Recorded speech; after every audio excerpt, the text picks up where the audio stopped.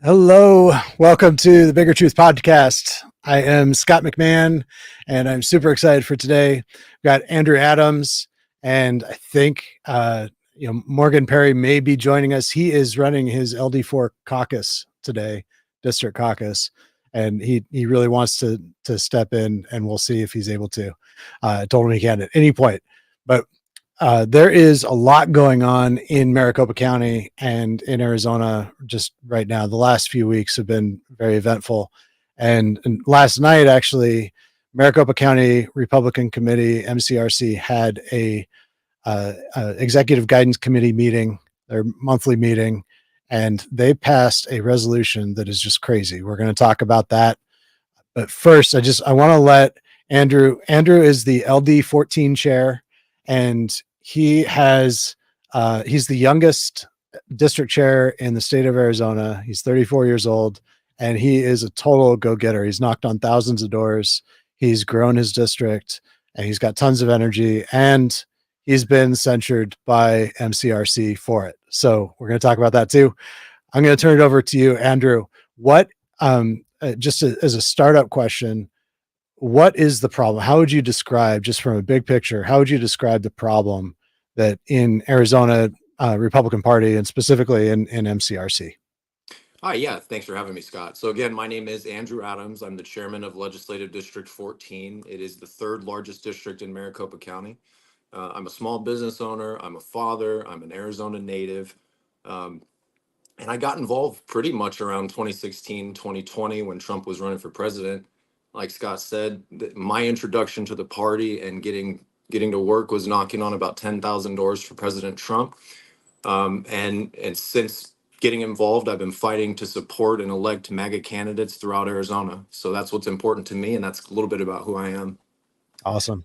So your question about the primary issue basically plaguing Maricopa County, in my mind, it's a profound lack of leadership. Instead of strategizing to mobilize voters, to fundraise, to counteract ballot measures, the MCRC has embroiled itself in internal conflicts, and it's forced them to neglect their responsibilities. Rather than uniting the party, this divisive approach has fractured both the county and the MAGA movement in Arizona. And unfortunately, a small majority of the MCRC leadership has been misled into adopting tactics of the Democrat Party. This has resulted in further polarization and alienation of loyal and potential supporters.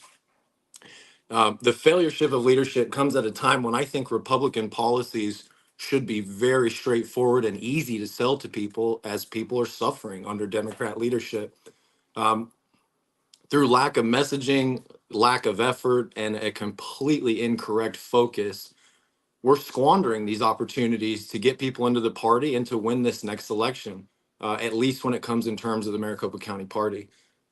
So a lack of leadership and a complete lack of focus in the proper direction are the main issues here. Right. Nick Pearl says he's in Kent County, Michigan, Grand Rapids. And he says it sounds just like Kent County. And it absolutely does. It's a much more dire even than Kent County, though, because Maricopa County, and even of consequence to every American, really, because Maricopa County has about 2/3 of all the voters in the entire state of Arizona. Right. There are 20 legislative districts within the county. And so when we're talking about kind of a tyrannical top-down power structure that within Maricopa County, it would be like, for here in Michigan, it would be a district trying to control what a county is doing within the district, or the state doing what, it's that top-down type approach, which is, and it's happening a lot just in the last month, even, especially since Gina Swoboda became the state chair, and she's taken a decidedly hands-off approach, allowing MCRC to basically be the arbiter of any perceived conflict within the party. So, Yeah. And is everything I said there accurate? Yeah, I mean, here's the only part that I would not take issue with, but just comment on is Gina's role in this. Mm-hmm. I think the main problem here, and the thing that's not being respected, is that LDs are their own sovereign entity.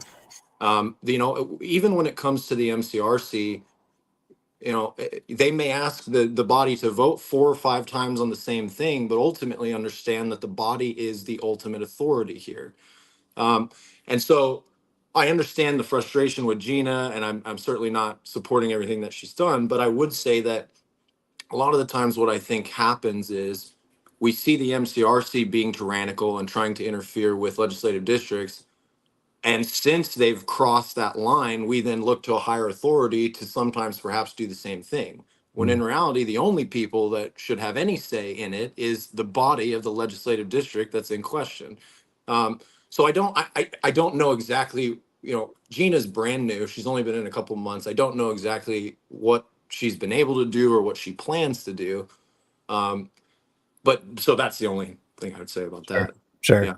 I would say about it seems to be pretty 50-50 just in the people that I've talked to, and that includes district chairs and people in different levels of the party, and people who were involved in the party before but are not involved now, that have Mhm. been driven out or for whatever reason. And it seems to be about 50-50. I think most people want to give her the benefit of the doubt and hope things turn out well. Sure. There are also some real significant causes for concern. So, Yeah. uh, yeah, Heather says, "Stop the purity tests. We need to grow our party," and that is one of the most damaging things. That I think that those purity tests are really designed to move the party farther and farther to the right ideologically and make it a less viable electoral alternative to the Democrats. Yeah. Um, I mean, I tell people this all the time. You do not want to become the party or people that can't talk to anybody. And what I mean by that is, look, I knocked on 10,000 doors for Trump. When I did that, I talked to thousands of Democrats, literally thousands of Democrats. And while I don't agree with anything the Democrat Party does, I'll tell you that about 6 or 7 out of 10 Dems that I talk to, they don't like AOC. They don't want the Green New Deal. And they have no idea the kind of caliber of people who are representing them in their own party. So I think the Republican Party does itself a big disservice by not talking to everybody. I'll tell you this: when I meet a Democrat who is a lot more sensible than somebody like AOC, but is still to the left, get them into the legislative district. Tell them to become involved. Because if they were and they saw what their leadership was pushing, I venture to say that they wouldn't let that continue to happen. They're just unaware of what the leadership is representing and what they're actually doing. So so you're that my suggesting you suggest to Democrats when you meet a Democrat voter that they get involved in the Democrat as in their Democrat LD. look, if I talk to a Democrat and I figure out that there's more that we agree on than disagree on in terms of just our everyday lives and the things we want for our families, yes, get involved. Because the reality is the people that are in their legislative districts running the show want abortion up until birth. They want open borders. They do like AOC and the Green New Deal. So yeah, we do ourselves a big. Wouldn't you like to be up against the Michigan or Arizona legislature with a bunch of moderate Dems instead of a bunch of AOCs? I mean, I That's certainly would like to have to do business with them instead of what we do now. right. Right. Yeah, I long for the days or pine for the days of when everybody agreed. When I was young, Mhm. everybody agreed on the First Amendment, and Right, and now even a sizable chunk of our own party doesn't believe in the First Amendment as it applies to other members in the party. sure. Um, Heather says she made 20,000 phone calls, same experience. And that's one thing, anybody that's knocked on a lot of doors, they're not involved in this disruptor cult. They're just not Yeah, involved in it because they know they have a realistic and reasoned understanding of what voters want. And so they're not going to get engaged in things like purity tests because they see that turns people away. And if we want to win elections, we have to build a large coalition of voters. And we can't just appeal to, we can't have only appeal to people that we agree with 100% of the time. It's ridiculous. right, right. Yeah. No, I couldn't agree more. I couldn't agree more. We've got to grow the party. Yeah. There's no other way around it. You win elections with votes, Yeah. not by bullying people and turning people away Right. and not being unprofessional. You don't win anything that way. And the activism that you're talking about, Andrew, that you're engaging in is like, the real activism of of what the party is supposed to be about, getting out and connecting with real actual voters, Well, real people. let me get into that a little bit, Scott, because that's really important. It's one of the reasons why I'm so frustrated. So let me talk to you a little bit about LD14. LD14, like I said, is one of the largest districts in Maricopa County. And whatever metric you'd like to measure us on, whether that's fundraising, recruitment, getting out the vote, flipping town council seats, getting the mayor to resign, stopping bonds that would have kept taxes raised. I mean, we have winning all statewide elections. So since 2020, we have won every single statewide election in this district. Kerry Lake won, Abe won, Trump won, they all won. Um, because instead of doing things like trying to slay every person in the party that we don't agree with and defame them and make fun of them, we got to work. We made signs, we leveraged campaigns, we recruited candidates, we helped candidates create their campaigns, we fundraised. I mean, we did it all. And where we've set our focus, everywhere we've set our focus, we've been successful. We got school board candidates onto every single school board that touched our district. That was 4 or 5 different districts. Like I said, flip the town council. The bonds were a big one. So when bonds came around, which is something all Republicans should be focused on, because if we're going to say we're conservatives, we don't want to keep passing on taxes or let taxes be raised. Bonds are a huge part of this, guys. I don't hear anybody in the party talking about bonds. So what we did was in the last few elections, we really focused on bonds. We made sure we got all of our arguments in that were published in the voter guides. We got all of our signs up, and we actually talked to people and literature dropped about what these bonds were. And what was and while we were doing that, the county was telling us how ridiculous it was that no bonds were going to fail, that it wasn't even worth touching because bonds always pass. Well, they didn't pass. Every single place that we worked on the bonds, they failed. In fact, this was the second time they had failed, and they're beginning to fail by bigger and bigger margins. So while they're telling me the things we're doing don't work and don't focus on them, we have tangible elections that we've won, candidates, bonds that have been defeated. I mean, we can show you how we're being successful and where the results are and how we're getting them. It's almost And like they don't so want you to be successful, huh? it's crazy. I Yeah. mean, it's instead of fighting this kind of success and talking about, how ridiculous it is to even try to do these things, get on board Right. because we're winning. And that's reality, you know. Yeah, I for mean, sure. it's funny too. I mean, you can go into the leadership of the Maricopa County Party. So all of a sudden they're okay with ballot chasing. All of a sudden ballot chasing is the thing to do. Which is funny because January of this year, you had former and current board members on stage talking about why we shouldn't waste any more time or resources on ballot chasing. So you're just dealing with people who are very disingenuous. Um, and here's the thing that really gets me, because I'm the kind of guy where I'll hear you out. I know I don't have all the answers. I own a pool company. Okay, the pool guy is helping people organize the party. I always think that's a funny thing, but my point about that is this. We have no roadmap from the county party. We get no help from the county party in any way. And if they had a better idea than ballot chasing, I'm willing to hear it. But all they do is shut down ideas without a replacement idea, which drives me insane. Yeah. You Right. know? That what you said just a minute ago is truly insane. When looking at the 22 election in Arizona, Kerry Lake, even President Trump, but really especially Kerry Lake, Mike Lindell, there were all these voices that were saying you have to vote on election day, vote on election day. Yeah. And there, especially in Arizona, that was just really hammered home. And then all of a sudden we get all these printer errors on election day.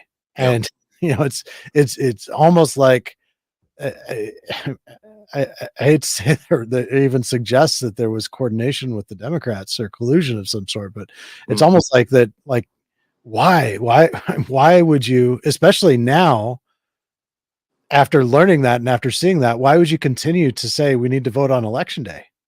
And Yeah. that's what they're doing. I mean, they're saying we need to continue to vote on election. Well, you have to vote on election day. Don't vote early. Yeah. No, I get It's that. And look, I'll be honest with you. I was part of that problem last election. Leadership from the top down, including Trump, was telling us to vote on election day. And and look, to everybody that believes that's the solution, we tried that. And what ended up happening is, and I was never served in the military, but you guys can understand this analogy, even if you haven't. What we did is on the day of the battle, we told the enemy exactly when and where our troops were going to be, Mhm. and they were obliterated. Yep. And we still, some people still today are surprised about that. We tried it. I understand why it was necessary to try, but we've got to start, voting whenever we can, as often as we can. Everything else. The reality is, more than I think 70% of people in Arizona use mail-in voting.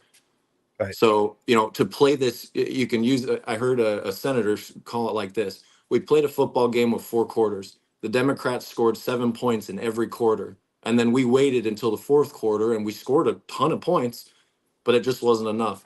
And look, I know there's fraud. Okay, I know there's fraud. I've witnessed it. I've dealt with people who weren't able to cast a ballot because of fraud. Um, but as equally as big of a problem the fraud is us not doing what is necessary to get out the vote and to win elections. Absolutely. And it's a disease in the Republican Party right now for when things go south to just blame every single aspect of what went wrong on fraud. Hmm. If anybody's being honest with themselves right now, you've got to admit that the messaging on the Republican side everywhere couldn't be any worse. Okay. Democrats, when they campaign and talk to people, they talk to people about what people are going through and what people want to talk about. And lately, when I've seen Republicans campaigning, they're not talking to people about what these people are going through and what they want to talk about. They're talking to them about what they think is going on and what's important to them. Mm. And we're getting crushed by that. We are absolutely getting crushed by that. So the messaging is horrible. Right. Um, Yeah. Um, Jason Mickelborg says, "Are there any vetting of members at a local GOP level?" And I would imagine that would mean incoming delegates. I think. Um, so I know that the way that the disruptors work actually in Arizona, as I understand it, is fairly unique. They really rely on appointed PCs. So in odd number of years, you can appoint PCs, and they will appoint these PCs, and they'll bring in a long list of appointments. They'll recruit them, and then they'll bring them in right before the deadline. Yep. So that there's no opportunity to vet them and get to know them. And Right. so you've kind of got to get out there and I don't know what the answer is. I don't know if you fill the slots first, before they do, Yeah. and appoint those slots before the deadline, so that they're already filled by the time they come in with those. I don't know what the solution is there, I but mean, the solution, honestly, is like you said, to recruit, because there are two separate times when people can become PCs. Or right, actually, more than that, but two very crucial. One is an appointment, and one is this, where they actually have to sign up as a candidate to be an elected PC. right, The county chairman has nothing to do with people running themselves to become a PC. So the answer to your question and the solution to fixing the county party is, like you said, just to recruit. mm, Um, you know, we are only outnumbered by a couple hundred votes out of a few thousand people. So recruiting enough people to fix what's going on is not impossible. And I'm not going to give anything away, but I think the county may be surprised at some of the recruiting numbers that have been done very recently. yeah, So they'll see that in November. that's awesome. That's so awesome. And I've heard that actually throughout the county. So uh, Hmm. yeah, I think that I'm in that sense. I think I'm very optimistic. It's good news. Well, and Uh, I want to touch on kind of what you said just briefly. Look, yeah, there's no way that the county chairman or members of the county party could possibly vet these people who are trying to become precinct committeemen. And all year long, they've been trying to centralize this power and approval process solely to the district chairman, or county chairman, I should say. Like I said, he's not in our district. He doesn't even live, well, he lives kind of near us, but there's no way for him to personally vet all these people from all of Maricopa County. So to go around district chairman and just sign off on these people is very irresponsible. I mean, the process in the beginning was precinct captains make a recommendation to the chair. The chair makes the recommendation to the county, and then the county signs off on it. essentially they were just a rubber stamp. They had nothing to do with the vetting process. And so taking that process away and out of the hands of district chairmen and precinct captains, that's a recipe for disaster. I mean, you see this time and time again, right? Every resolution they make, every motion they pass or new rule, it works great for them now while they're the ones in power. But let me tell you, what would happen if we get a rhino in or somebody who really doesn't have our best interests at mind? They're going to use your precedent and your rules that you've set over the last 2 years to just run over you. And I don't want that. I want everybody to be heard, not just a select group of people running the show at the county. It's not working. Right. Right.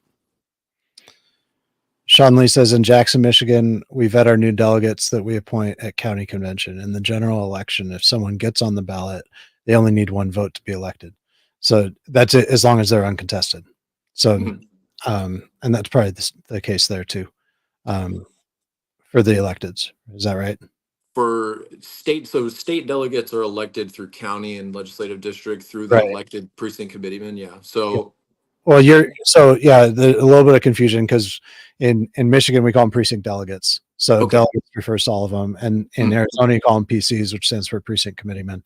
Sure. And then they're delegates when they go to the higher convention, right? Right. Yeah. So yeah, but yeah, it's basically the same process. Bloody Laser says we have some of the most conservative state legislators, but some in LD 14 wanted to censure. Yeah, it's a shame, but I will say, and here's my little message to the county: keep sending these rogue PCs. Shelby, Craig, keep sending them, because what's happening is they're getting involved in the district. They're seeing the kind of work we're doing. They're realizing the kind of results we can produce. And every single censure you guys bring through gets less and less votes. And you guys were already at less than 2%. So this last one where you hit under less than 1% really had to hurt. Stop bringing that stuff to our district. Stop wasting my PC's time with it. You're not going to pass that garbage in LD 14. Enough. And just a little bit of advice. You guys had Don Hyatt speaking at the meeting, and your guy censures his opponent before he speaks, and it gets less than 1%. What do you guys think you did to Don Hyatt's campaign and his speech right before by doing that? You buried him. And Don's not a bad guy. Thank God someone was willing to run. But again, your lack of professionalism buries your candidates and your chances to be successful. It's totally unnecessary. It almost makes you think that they don't want to be successful. Yeah, at a certain point, right? I say that to my wife all the time. But at a certain point, you got to wonder why certain people are there. Yeah. Even worse, though, is to see what's happened to certain people, right? A lot of the people you're talking about, in my mind, they didn't start off on the wrong side. But what's happened to us through this last few elections and everything else has put people in a state where, they see Democrats using tyrannical moves and they see the Democrats having a little bit of success with that. So I feel like a lot of these people feel like they're trapped, and unless they act and emulate some of the things they're seeing that are bringing a little bit of temporary success, that they're not going to be able to get anything done. And that's just not reality. You hear all these people in the Republican Party say all the time, we need young people, we need young leaders. How are we going to get the young people in? Well, guys, here I am. And what have you done? You've censured me, and any good idea or any kind of assistance I've tried to bring to you guys, which obviously we have the track record of being successful, you've denied or don't want anything to do with. So it's time to either start producing or let some of us help with this stuff, because what's going on right now is not working. Yeah, that's one thing that it's kind of like this unspoken trauma that that people don't really talk about. But I've had people in Arizona, Michigan, literally crying tears to me, telling me about the pain of just not having their talents wasted by the party, by being boxed out intentionally by the party. The people that have spent years and years developing their contacts, their experience, and their abilities within the party to produce for candidates, and their talents are really, it's almost like they're shipped off to Antarctica so Yeah. that so that they can't they have no place, they have no ability to use their skills and their abilities. And it's painful, it's traumatic for people, that Yeah. they want to help. And especially this is such a critical election year. And so it's not just for themselves. Like, it's not just this sense of, oh, I want to do this for myself. No, it's because they know how important it is. They love this country so much. They want to pour themselves out for their state and their country and their party. And the people in control of the party are not allowing that to happen. Right. And it is sick. It is absolutely sick and wicked. And it's not, it is a coordinated thing because it's happening all over the country, and they're Yeah. doing it in the same way. It is very clear that they don't want the party to succeed in November. They're trying to do everything they can to get in the way of that. And when they say, no, we have, like Shelby Bush told me last week, we have an election to win. So a week ago, I talked to Shelby Bush. She said, and this was after they had tried to take over LD4, forcing a third vote to affirm Morgan Perry's election. And because they didn't, it was so obvious that they didn't trust the PC. She tells me over and over again, we want to trust the PCs. And it's just BS. It is complete BS, because if they did, they would have acknowledged the first vote, or Right. at minimum the second vote. Where he said, okay, well, all right, maybe there were problems with how we announced the meeting, so let's do it again. We'll hold a special meeting. We'll do a perfect call. Everything's right in line with the bylaws. They reaffirmed his election. They passed a resolution saying we're an autonomous district. What, we're going to obey the vote of the PCs, not of the county. And then they call another meeting. The Maricopa County calls a meeting and says, no, that's not good enough. We're going to call a meeting. It Yeah. is absolutely insane. So she says after that third meeting, he won by one vote. And she says, okay, we're done. We're not going to try to remove him anymore. And she says, we have an election to win in 5 months. And here we are a week later, they're passing this resolution. And I'm going to bring it up right now because it's just absolutely insane. Yeah. Um, My question is, if they have an election to win, why are they spending time on this resolution? What does this resolution do to help MAGA candidates and Trump get reelected? The thousand, answer is nothing, and that's where they've spent their entire time as a body over the last year. right. When I saw this, I actually saw that. I woke up early this morning, 4 o'clock this morning. I saw this. Somebody had texted it to me, and that was at the meeting last night. And I saw it, I recognized it instantly because I've seen the exact same language, the same exact process, the same priority. What this is, and if you're in Michigan, you're just gonna say, "Oh my gosh, here we go again." So this is the resolution. It goes through all the whereases, and this one right here, the second one, they're taking phrases out of different parts of the bylaws, and so they're taking them out of the context that they're in, and then they're all pasting it together. It's like a letter where you take different sentences out of different magazines and you post together a letter. That's I mean, exactly yeah. what they're doing here.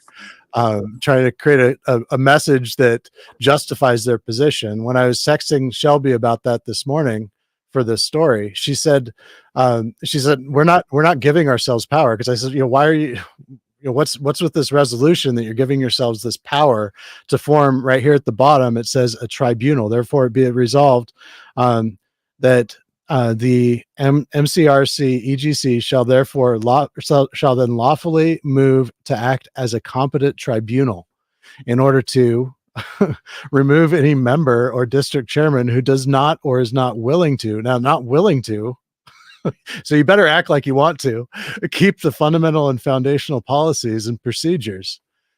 It's crazy, what they're doing. It is. Yeah. This is absolute tyrant dictator bullcrap. I don't see how you could see it any other way. I mean, No, I mean it's exactly what you think. They're trying to butter up the MCRC body and the precinct committeemen through their slanderous press releases that they should have the authority to basically do anything they want. And again, this is a very dangerous precedent to set. yeah, It's just this is not going to end well for them. And it's sad to see, right? Because I'll admit a lot of the things that the MCRC claims they want to do aren't bad things in theory, right? Like reaffirming things like hand counts work and focusing on election integrity. Those are all great things, but the reality is I've never seen a group of people claim they're so committed to these ideals and then do everything possible to push us further away from these things. I'll give you an example. I'm sure you guys are familiar with the February 23rd presentation that was given by a Miss Berger, who was a guest of Liz Harris during a Senate hearing. This was a big deal in Arizona for a while. There were a bunch of claims made that a bunch of different people were basically cartel and that there was a lot of corruption going on, basically, right? So having knocked doors for Liz Harris a long time ago, I don't really agree with much of what she's done recently, but have supported her in the past. Looked at this and wanted to know more because some of these allegations were super serious and certainly needed some kind of an investigation. And these So what allegations were also including they were against other members of the legislature of the too. legislature, correct? So what I did was during an MCRC EGC meeting, I asked Liz Harris if she would commit to turning over and helping to provide all pieces of evidence that this lady had, Miss Berger, had, so that we could actually investigate some of the things that were claimed. For the next, I'd say 2 or 3 months, we were given the runaround. Sometimes she had turned something in, sometimes he had already had it for a while, and then sometimes she wasn't going to turn over anything at all because you can't trust Mark Lamb. So our legislators in 14 had two sheriffs that were interested in investigating her claims and Miss Berger's evidence. One of those was Sheriff Rhodes, who was the president of the Sheriff's Association at the time, to my knowledge. The other was Mark Lamb, candidate for Senate. Both, to my knowledge, are beloved by Republicans in all of Arizona for the most part. Maybe not Mark as he's running against Lake now, but before they certainly were. These sheriff's offices contacted her multiple times in attempt to get this evidence, and she never called them back and she never provided evidence. And so if we're going to claim to be a body that's about election integrity and that's committed to investigations and solving the actual issues in Arizona, we can't do things like say you can't trust any of the sheriffs in Arizona. And if you're going to say that, you've got to have an alternative to some kind of valid legal entity that's going to help us figure out if these claims are valid or not. To this day, Liz Harris still plays games about this evidence, about her ability to provide it, about who actually has it. And all of this stuff goes out into the papers. People see it, and no wonder why people don't take us seriously. Right. You cannot make these kinds of claims and then say, sorry guys, I can't trust any legal entity to have them investigate it. That doesn't work. It makes us look ridiculous. And that kind of stuff pushes us so far away from getting actual valid problems with the elections investigated and solved. And so, that's the kind of stuff where or the vote counts, right? We're talking about hand counts now and talking about what the MCRC is trying to prove can be done.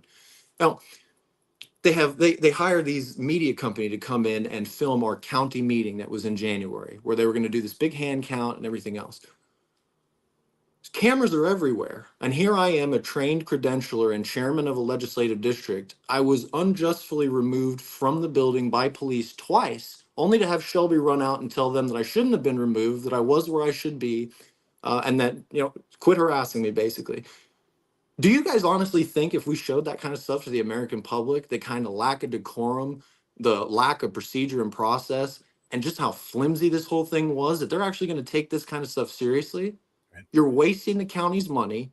You're making the whole thing a spectacle because you're not in control of your staff and people. And it's just a detriment. You talk about Shelby not trusting the PCs. You know, During that credentials training for that meeting, we were all under the impression we were credentialing our own districts, which makes sense because if anybody knows the people in our district, it's the people that are in the district.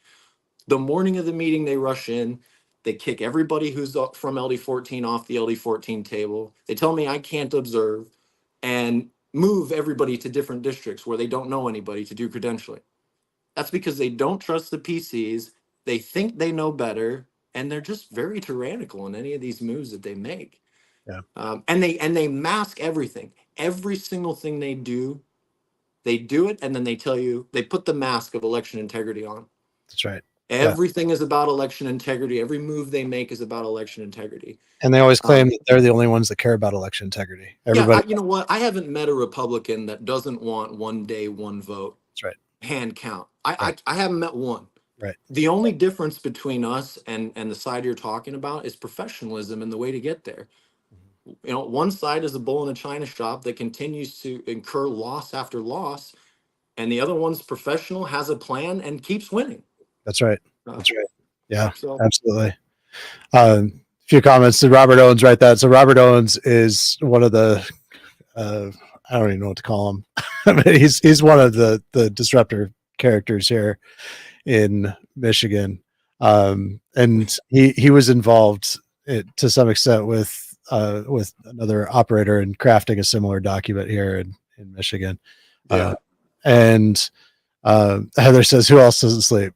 I'm going to provide a little bit more of the product of my lack of sleep here in just a minute. But and Sean Lee says, we have new leadership in the RNC. Praise the Lord. And that's absolutely correct. Yeah. Hopefully this helps us moving forward. I think Whatley is in particular, you know, Laura Trump, that's great. But I think Whatley in particular, he is a strong attorney and parliamentarian. And that is exactly what we need for especially the national convention this year. Yeah. I think that there is a lot of energy nationwide among these disruptor groups to send trained disruptors and chaos agents to the national convention. And I've been trying to sound the alarm about that. I think that could potentially be a major issue. Are you still there, Andrew? Oh yeah. Sorry. Here. Cool. I got minimized here. Sorry about that. Cool. Jason says, yep, election integrity.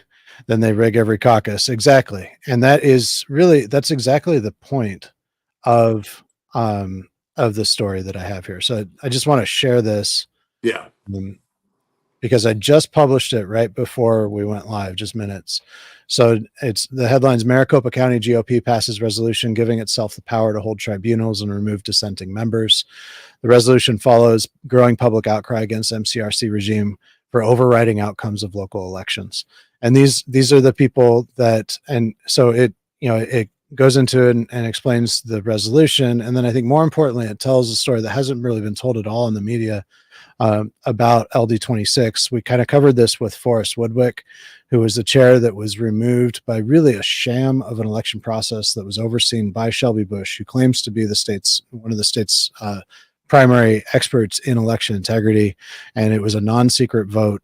And there was just the chain of custody, the way that it was held is just crazy. And all of that is here in the story. And then it also talks about LD4 and what I mentioned earlier about Morgan Perry being elected 3 times in 1 month. And now they say that they're leaving him alone. But a lot of this, and in the story too, I was able to secure some copies of emails that went back and forth after some election challenges on Forrest Woodwick's the election, which he was removed. There were multiple election challenges that were filed, and so I summarized some of that, the email activity that was going on, and those emails were between the state level AZGOP executives, the MCRC executives, and the chairs. I think you were a party to those too, Andrew. Yeah. And I did not get those from Andrew, and I'm not going to say where I got them from, but I did not get them from Andrew. But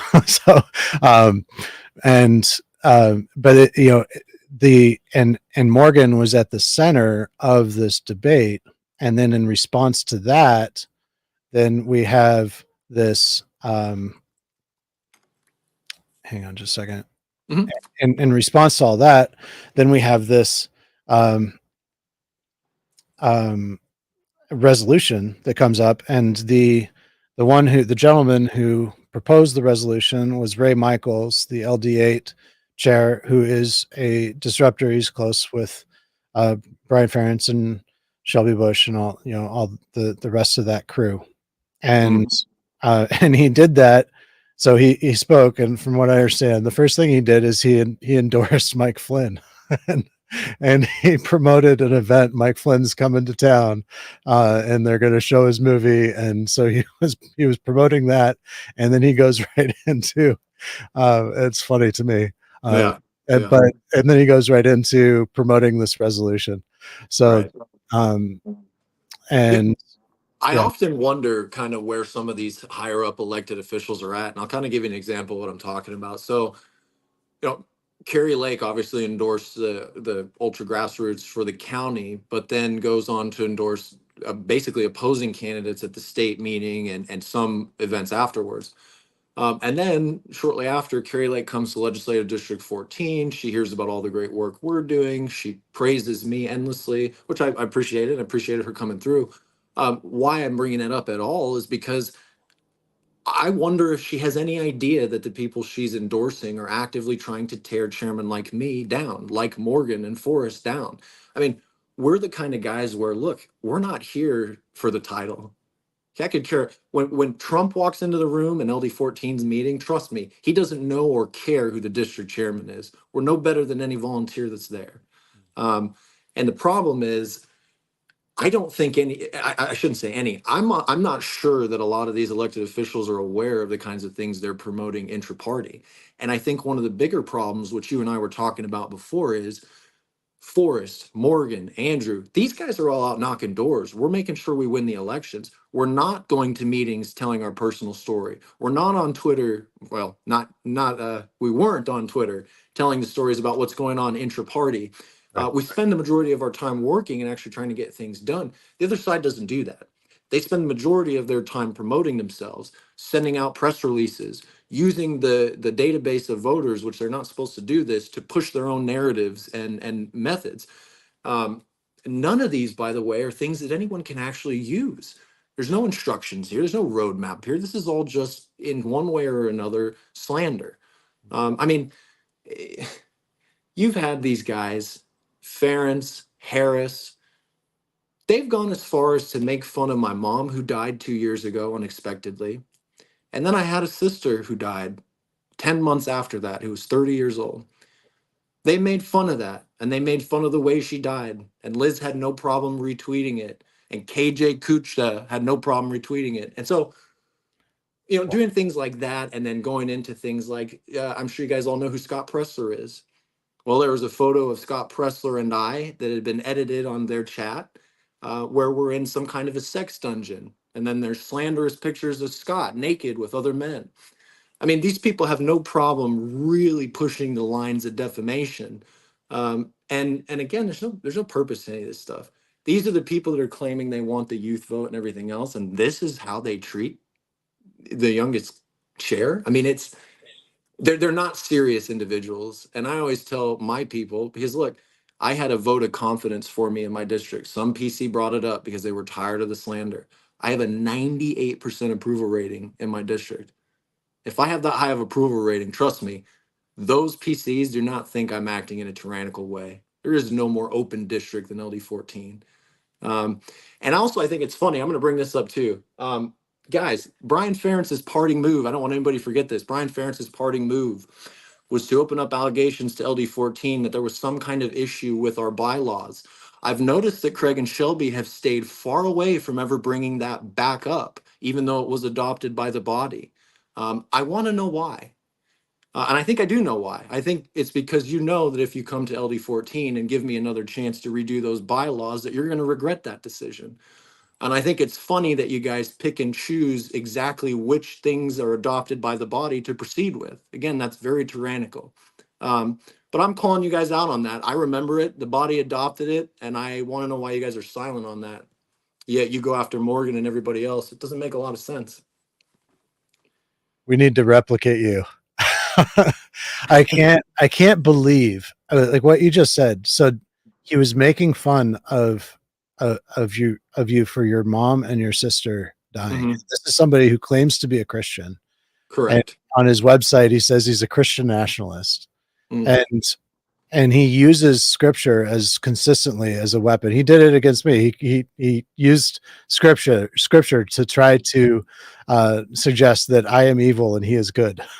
Like it's unbelievable. Yeah, Um, you know what? I disagree with everything Brian Ferentz does, but I hope he hears me when I say this. I hope you never, ever have to go through what I went through in the way that I lost my sister. And I know you were wrong because you deleted the comments, but I hope what you said haunts you. And I know it does. And so, but that doesn't matter. Like the personal things and jabs that they send at me, they would matter to me if I was here for a title. But the reality is, I'm not here for a title. I'm here because I have a daughter. I'm here because I own a business. And who cares what they say about me? It shows you the quality and caliber of people they are, but none of that matters. And honestly, if Brian or Shelby or any of these other people were willing to drop the sword to get to work, let's do it. But right. we're not seeing that from you guys. And again, just like with last night, every action you take is an offense towards other Republicans. When do the offensive moves come in terms of Democrats? I asked that at every meeting for the first 6 months of the EGC. Mhm. When do we get to work? The answer is never. Never. But that's okay. Don't let that discourage you. Again, we're focused on the county party. We've been able to do so much despite the county party, Mhm. and everybody can. We've set up meetings where we have district chairs that meet at the county, that meet outside, and we get the work of the county done in those meetings. We don't need. It'd be nice to be able to take the party back and not have these insane press releases and propaganda going out. But honestly, you guys know how cancel culture works. It's already started to happen to them. Eventually, they're going to cancel themselves. Mhm. And that doesn't mean we don't need to get to work, and that doesn't mean that people like you and I don't need to be more vocal about getting our side of the story out. We Sure. absolutely do, but you understand. Yeah. Yeah. Well, and you mentioned Liz Harris too, and I just want to draw a little bit more attention to her because she's running for RNC committee woman. Yeah, And disaster. yeah, I mean, if you want a national committee woman that has no problem making fun of fentanyl deaths, elect Liz Harris. But I don't think fentanyl deaths are funny, and I'm certain that most of you either know somebody or have been personally touched by this issue. It's not funny. It doesn't belong in politics. And if you want to be taken seriously, you don't bring in people's family like that. I would never do that to Liz or Brian. I would never do that. It's just right. The unfortunate thing is that they are getting through a lot of delegates to the state convention, a lot mm, who don't know anything about anything. They're yeah, appointed PCs who nobody even knows who they are because they don't even go to meetings. But they are gold. They're being brought there. They're being delivered to the state convention. They've been bought dinner and lunch and whatever else, and they're told exactly how to vote. And they don't care about anything except doing what they're told at that meeting, and then getting whatever favor or whatever they've already received. yeah. Now I And can tell you this: how does that? at the last county meeting, Liz Harris had no problem sticking her personal realty card in each one of those folders. She was the only business represented that was handed to all the PCs during the vote. So I'm talking about the packet of ballots that we got at the county meeting. Liz Harris's personal realtor card as a calendar was in there. It had no business being there, and it just shows you kind of what some people's intentions here are. Like I said, I knocked on doors for Liz in the past, but obviously her priorities have changed dramatically. And, it's just not something I'm interested in seeing being represented at the RNC. Who knows how long she'd even be there? She didn't last very long at the state legislature. So I'd probably put somebody there who we know is actually going to be able to serve out their tenure. That's right. That's right. And I'm going to be having tomorrow on the show. I'm going to be having Kim Owens, who is um, she's a candidate for RNC committee woman. So that's going to. I'm really looking forward to that. Um, we have a few more comments here. Andrew, you are a breath of fresh air. Keep fighting for Trump and growing the party. Could not agree more. Um, and it's time to get out the vote. Period. Yep. Yes. Um, and I'm not sure what forest means. I know E2, but but yeah, we're good. So, is there anything else that you want to share, Andrew? Basically, guys, it's tough, right? Because what I don't want is every kind of interaction, podcast, and message to be something negative, right? So to end this off, I just want to talk about some positive things really quick. Again, don't be afraid to take on elections that historically haven't been won, and I'm talking about bonds. Go after bonds. You go after town bonds, city bonds. You guys have all that kind of control. And if you're interested in more methods in defeating these, I'm happy to provide those to you. Um, Focus on school boards, guys. There's nothing more important than that. I just want to bring this up real quick. I'm always hearing people, how do we fundraise? Okay, well, one thing we did in Legislative District 14 is you guys understand that the Democrats are building parallel economies. This is something that they're doing. They're actively trying to support their own people. And and so what we need to do and what we've done is we went around to about 100 different small businesses in this area. We got them all to donate a coupon for their small business, and then we sold these coupon books for profit. So that's a good way to kind of build small business coalitions and kind of fundraise for your districts. But yeah, guys, and like Scott was saying, please vote immediately. Vote however you can. The reality is we're spending a ton of money on ballot chasing, trying to chase ballots that are a guarantee. So if we can get some of these ballots in quicker, we'd have a lot better shot. But yeah, after everything we've talked about and all we've gone through, I remain optimistic. We're on the cusp of fixing all of these things. We just, like you said, need to focus, recruit, and everything will solve itself. I know Yeah. it will. The answer to really all of the problems that we face as a country, the political answer is to get involved in the Republican Party, to do the hard work of debating and working out the issues, finding identifying and supporting and raising up good candidates that you believe will actually support your issues. And Right. if we want to change state election law, which we obviously do, there's only one way to do that. There's no shortcut. Right. The only way to do that is to elect Republicans into the state legislature and to elect Republicans into the state executive so that we can get new laws. And And to that point, Scott, really, look, I'm speaking directly to the opposition now, right? Listen, guys, I was telling you this for 9 months before now. Don't waste your time on censures. They don't do anything. You guys wasted 9 months complaining about how a candidate was just going to be given to you, and you didn't provide any candidates. And then that candidate was given to you. People were telling you this for months. And instead of tearing the party down, you could have been getting a candidate that was closer to your own views in a position where they had a chance to fix the things that you don't like. Censures didn't do anything for you. They got you here.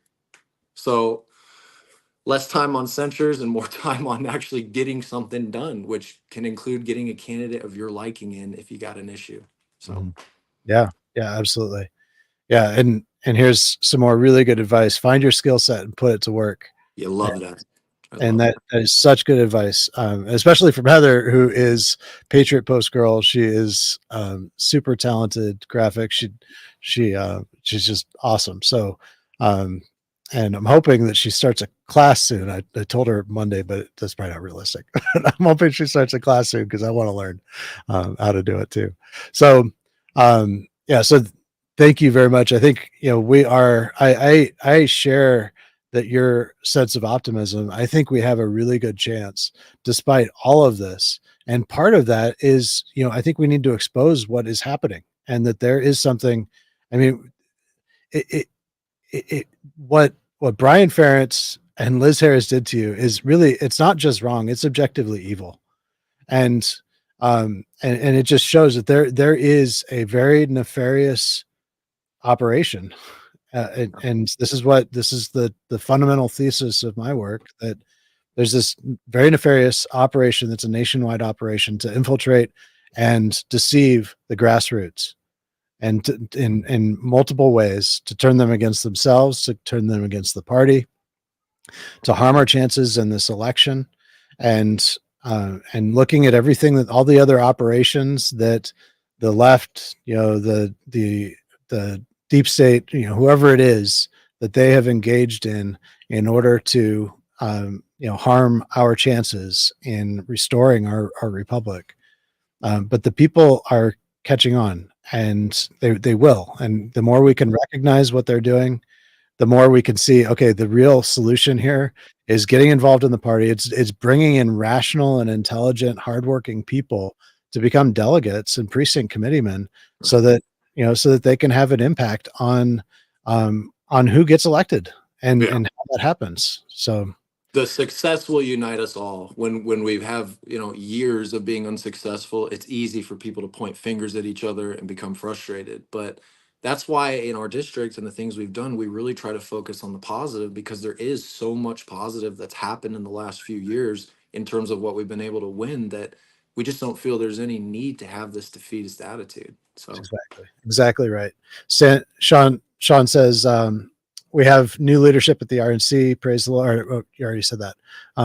But we do have here in Michigan, partly in response to, because people have woken up and seen what's actually happened. They rose up against it. They removed the state chair, who was the problem, and the people around her that were the problem. And we now have a much more functional state party, and we're moving in a really positive direction. So I hope that something similar can happen there in Arizona, and we can hold these people accountable that are doing all of this. So thank you so much, Andrew. Are you good? Are you still there? yeah, I'm good. Sorry, I had Cool. a call come in and I'm on my phone, so I Oh, okay. apologize. So thank you so much for joining us. Thank you everyone for joining us live and for all your good questions. And until next time. Oh, real quick, Andrew, how can people get in touch with you if they have questions or want to know more? So if you want to send me an email, it's andrew.adams2024@gmail.com. Or you can contact me through the LD14 website, ld14gop.com. Great. And the story that I just referenced, that's at biggertruth.substack.com. That's biggertruth.substack.com. That's the best way to get a hold of me, at biggertruth on Twitter. That's where I'm most active. And until next time, tomorrow at, oh shoot, it's on however you found this. I think it's at 6 o'clock, 5 o'clock Arizona time, I think. But check Twitter or Facebook or YouTube. It's right there.